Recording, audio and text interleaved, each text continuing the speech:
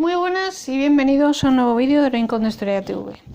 En el vídeo de hoy vamos a hablar sobre la sangre en el sudario de Turín. Comenzamos.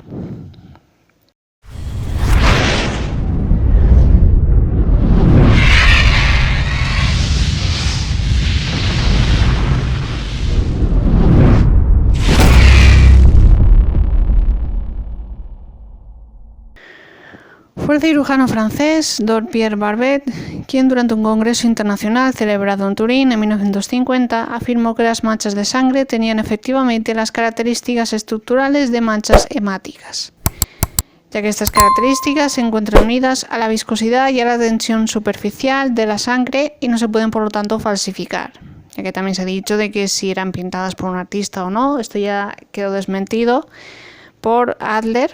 El examen de la superficie posterior de la tela efectuado durante la restauración de la síndone en el 2002 confirma que en la otra cara de la síndone se pueden ver igualmente las huellas de sangre. Por otro lado, debajo de las costras de sangre no se ha producido ningún oscurecimiento de los hilos que conforman la imagen, lo que prueba que antes se produjo el contacto directo entre el cuerpo y la tela, y solo en un segundo momento se produjo la imagen. En una observación más detallada se comprueba que no todas las manchas tienen la misma estructura. Hay huellas de sangre de tamaños muy diversos, sangre venosa y arterial, sangre vital y cadavérica y también suero de sangre. Se ha podido establecer que en la frente hay sangre que procede de una vena medio frontal y en los lados hay sangre que en cambio ha salido de una arteria menor. Por otro lado, hay una gran diferencia de tamaño entre las manchas del cuero cabelludo, la de la frente y las extremidades y el llamado cinturón de sangre en la zona lumbar. 30 años atrás se realizaron fotografías fluorescentes con luz ultravioleta de esta mancha y se pudo establecer que las áreas claras están compuestas por suero de sangre. Arriba a la derecha os estará apareciendo un vídeo que habla también sobre este tema, sobre estas investigaciones. Los especialistas han podido comprobar también en las huellas de sangre de los pies que existe una mezcla de sangre vital y de sangre cadavérica. Las manchas de sangre vital tienen una dirección vertical en el sentido de que respetan la ley de la gravedad y caen hacia abajo. No es así con las manchas de sangre cadavérica, que se expanden en una posición supina. En cuanto a la coagulación, los tiempos de coagulación y de secado de las manchas de sangre se conocen muy bien. En la sangre vital derramada por pequeñas lesiones, la coagulación se produce en 5 o 10 minutos, entre 5 y 10 minutos, entre los 20 y los 40 minutos. Según la amplitud de la mancha, de la temperatura y de la humedad, el coágulo se retrae y en su superficie aflora el suero. En esta fase, las manchas dejan huella en los tejidos con los que entran en contacto. La sangre cadavérica, en cambio, no se coagula, es notablemente fluida y se cuaja solo si se seca. De todo ello se deduce que el cadáver se colocó dentro de la síndone 2 horas y media después de la muerte. Las manchas de sangre vital se coagularon, se transformaron en suero y se fueron evaporando. Esta condición consintió el paso y la absorción por parte del tejido. Investigaciones experimentales han demostrado la posibilidad de pasar a otra tela manchas de sangre vital siempre y cuando el contacto entre la piel y la tela se mantenga unas 36 o 40 horas, de 36 y 40 horas. En el supuesto de la síndone el tiempo fue menor, porque se ha probado que después de este tiempo en los coágulos comienza el fenómeno de la fibrinólisis, que determina la liquefacción y una absorción desordenada por parte del tejido, del que no hay rastro en la síndone. En conclusión, el cadáver estuvo envuelto en la sábana santa 2 horas y media después de la muerte y permaneció en ella por un periodo máximo de entre 36 y 40 horas. El breve tiempo de permanencia del cadáver en el lienzo es confirmado también por la ausencia de señales de putrefacción. Cerca de los labios faltan trazas de gases amoniacales que estarían ciertamente presentes en el caso del inicio de la putrefacción, un proceso que comienza unas 40 horas después de la muerte y que se acelera en presencia de grandes heridas y de focos contusos. En cuanto a los contornos nítidos de las manchas. Las huellas de sangre en la síndone son nítidas, con perfiles bien definidos, de formas diversas y extendidas por gran parte del cuerpo. Ahora bien, de aquí sale una pregunta. ¿Cómo pudo ser separada una tela de casi 5 metros de longitud por más de 1 metro de anchura de un cadáver ensangrentado envuelto por ella sin que quedara señal alguna del despegue de esas manchas de sangre? El doctor Viñón, en sus experimentos para conseguir huellas de sangre coagulada, nunca tan perfectos como los de la síndone, jamás consiguió separar la tela sin estropear en algo la huella de sangre. Por eso estaba convencido de que ningún agente humano habría podido separar la tela sin desfigurar la extrema precisión de los reguerillos de sangre que aparecen en la frente, en la muñeca izquierda, en los antebrazos y sobre todo la mancha de sangre del costado derecho en el que los reguerillos se entrecruzan y separan a semejanza de un encaje. Arriba a la derecha os aparecerá un vídeo apoyando todo esto por si queréis ampliar un poco más. Seguidamente hablaremos de las investigaciones de Heller y Adler. Las investigaciones del laboratorio confirman completamente la naturaleza hemática de las manchas correspondientes con las lesiones que presenta el hombre de la síndone. La fluorescencia con rayos X demuestra que en las manchas hay un aumento del contenido de hierro y de calcio respecto a otras zonas de la tela. En 1980, Heller y Adler obtuvieron sugerentes fenómenos de conversión de la porfirina, identificada en muestras tomadas en 1978 de la superficie de la síndone. Este resultado sirvió como inicio para la investigación y la demostración médico-legal de la existencia de sangre. Continuaron con sus investigaciones y hallaron apreciables cantidades de bilirrubina. Adler relacionó la génesis de esta molécula a una situación de sufrimiento con la siguiente interpretación bioquímica, algo que encaja en lo que ya hablamos de la visión anatómica de la crucifixión en el vídeo que os estará apareciendo arriba a la derecha. Los glóbulos rojos se rompen tras las heridas traumáticas, como en el supuesto de la flagelación y de la crucifixión. Los glóbulos rojos se rompen y la hemoglobina que deriva forma agregados con la aptoglobina, que tiene el color marrón de la metahemoglobina desnaturalizada y es también degradada por las enzimas hepáticas que convierten la porción del hemo en bilirrubina. La bilirrubina se une, a su vez, con compuestos proteicos, principalmente la albúmina, asumiendo un color amarillo anaranjado. Vamos a hablar seguidamente de las investigaciones realizadas por el Dr. Bolon. En 1978, durante los análisis del equipo STURP, se autorizó al Dr. Pierluigi Bolon para que extrajera 12 hilos de la tela. Comprobó que los obtenidos en la zona de los pies había inequívocamente sangre y que ésta había pertenecido a un ser humano. El 6 de mayo del 81 comunicó estos resultados en una sesión pública de la Academia de Medicina de Turín. 4 meses después, el Dr. Adler comunicó los mismos resultados, obtenidos con análisis personales independientes. La única diferencia entre los dos análisis es que mientras Bolon trabajó con hilos obtenidos directamente de la síndone, Adler realizó sus análisis con restos arrancados de la superficie de la tela mediante cintas adhesivas. En los años siguientes, la presencia de sangre sobre la sábana santa y su naturaleza humana fue confirmada por numerosos investigadores europeos y estadounidenses. Uno de estos creó incluso los polimorfismos del ADN, llegando a afirmar que se trataba de sangre que había dejado un sujeto de sexo masculino. Bolon procedió con la investigación del ADN en colaboración con algunos compañeros del Instituto de Medicina Legal de la Universidad de Génova. La sangre de la síndone pertenece a un sujeto de sexo masculino, pero en ella hay una contaminación apreciable de ADN femenino. Es un resultado explicable si se piensa en los muchos sujetos de sexo femenino que, con probabilidad, han hilado tejido manipulado la tela. Finalmente hablaremos del color rojo de las manchas, algo que se ha planteado que es de donde viene la hipótesis de que un artista ha pintado la imagen de la síndone, ya que la sangre es demasiado roja, algo que Adler ya desmiente. La hemoglobina se transforma en hematoidina y está en hematina, que es de color negro. Se ha pensado que las manchas son rojas porque han sido colonizadas por hongos del tipo Serratia.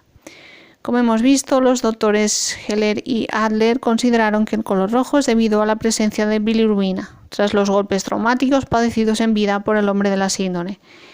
Según el doctor Bolon, es probablemente más complicada. El color rojo vivo de las manchas de sangre se justificaría por la presencia en ellas de bilirrubina y carboxihemoglobina. En 2018, los investigadores italianos, dirigidos por el físico Paolo Di Lazzaro, investigador de la Agencia Nacional para las Nuevas Tecnologías, la Energía y el Desarrollo Económico Sostenible de Italia, han comprobado las diversas hipótesis que pretendían justificar el notable color rojizo que todavía mantienen las manchas de sangre de la síndrome después de tantos siglos, como que fuera debido a pigmentos en vez de sangre, que se debiese al tratamiento del lienzo con saponaria, que fuera debido a la bilirrubina y la albúmina, que es la hipótesis de Adler, a la carboxihemoglobina o a una mezcla de sangre y pintura rojiza. Lo que ha comprobado es que la bilirrubina es necesaria pero no suficiente. El aumento de bilirrubina por sí solo no conlleva un color rojizo de la sangre al cabo del tiempo. Lo que apuntan los resultados de su experimento es que una sangre con alto contenido de bilirrubina que se expone a una radiación ultravioleta de baja dosis tiende a naranjear con el tiempo. Además, el estudio confirmaría la naturaleza hemática de la sangre, la naturaleza hemática de las manchas, puesto que muestran indicios de metahemoglobina, una sustancia resultado de la degradación secular de la hemoglobina. La explicación concreta de Adler con respecto al por qué es tan roja, aparte de, primeramente desmiente en su artículo The Origin and Nature of Blood on the Turin Shroud del 86, fechado en 1986, ya desmiente el tema de los pigmentos minerales. Dice que habla sobre por qué aparece positivo en el óxido de hierro. Ya se ha comprobado que encontrar óxido de hierro en las áreas de sangre quemada es lo que uno esperaría. En 1669, Robert Boyle mostró que cuando la sangre es combustionada, deja un polvo fino rojo.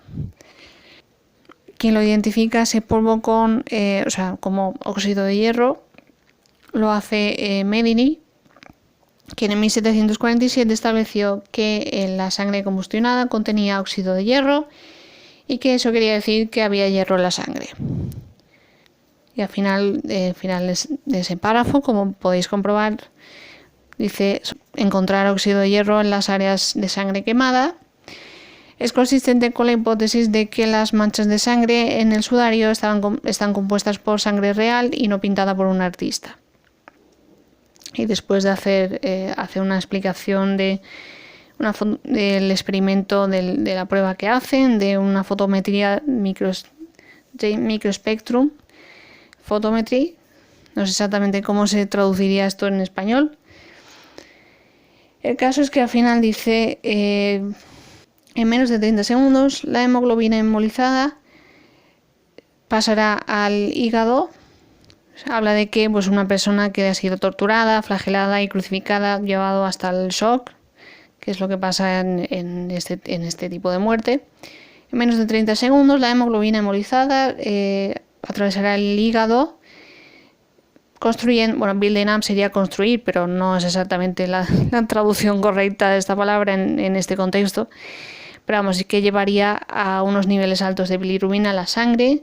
Si esa sangre después coagula, el exudado y todas las células intactas con hemoglobina se quedan atrás. Solo la hemoglobina hemolizada goes out along with the serum, o sea, se une, por así decir. No es una traducción correcta, pero bueno. Se une a la albúmina, la albúmina y la bilirrubina se unen. Así que con lo que uno acaba sobre el tejido es un exudado que tiene un índice alto de bilirrubina con respecto a la hemoglobina hemolizada. Ahora mezclas la bilirrubina, que es amarillo anaranjado, con la metahemoglobina en su forma parahémica, no sé exactamente cómo se traduciría esto en español, que es naranja y marrón, y obtendrás sangre que tiene color rojo. Eso es lo que más o menos viene a decir. De hecho, hemos podido estimular este espectro en el laboratorio con el proceso descrito arriba. Esto sugiere de manera consistente, fuertemente, sugiere que Las manchas de sangre eran de un hombre que ha sido severamente golpeado. La sangre no tiene células, has no cells sería células. Tiene muy bajo el potasio y tiene el color correcto y su composición, tiene la composición correcta y el color correcto de una sangre de un hombre que ha sido severamente flagelado y crucificado. Así que todo esto es consistente con la evidencia forense. En cuanto a si ha sido pintado por un artista, finalmente dice, al final del artículo que estamos analizando, un artista necesitaría el exudado de unas heridas, el exudado de las heridas de un hombre severamente torturado, y necesitaría tomar la sustancia en unos 20 minutos después de que, la coagulación hubiera comenzado y pintarlo sobre el tejido con el suero y todas las evidencias, toda la precisión forense que hemos visto aquí. Creo que la conclusión más razonable, la conclusión más razonable es que es imposible que un artista pudiera haber producido las huellas de sangre en el sudario de Turín. Es lógico concluir, sin embargo, es lógico concluir, debido a la naturaleza y las características de las manchas de la sangre en el sudario, que el tejido, una vez envolvió el cuerpo de un hombre severamente golpeado, de un ser humano severamente golpeado y crucificado. Evidentemente, ningún experimento va a decir que ese hombre es Jesús de Nazaret. Evidentemente, porque no tenemos ADN con que compararlo. O sea que hasta ahí es donde podemos llegar. Hasta el momento de decir que se trata de un hombre severamente golpeado y torturado y llevado a la crucifixión. Evidentemente todas esas marcas, también Adler en diferente artículo habla sobre las marcas, la herida de la lanza, las heridas en la frente, las heridas en el costado, y por lo tanto pues, concuerdan con la descripción de la muerte de Jesús de Nazaret, pero evidentemente nadie puede decir de una manera química, de una manera, digamos, científica, que se trata de Jesús de Nazaret, pero evidentemente todas las hipótesis, todo lo que sale de ese sudario, como ya iremos comprobando, pues concuerda con ese relato. Eso es todo por este vídeo. Si os ha gustado, un buen like histórico, suscribíos al canal para más contenido como este y de todo tipo relacionado con la historia y el patrimonio. No os olvidéis de la campanita para que YouTube os avise y nos vemos en el siguiente. Un beso, chao.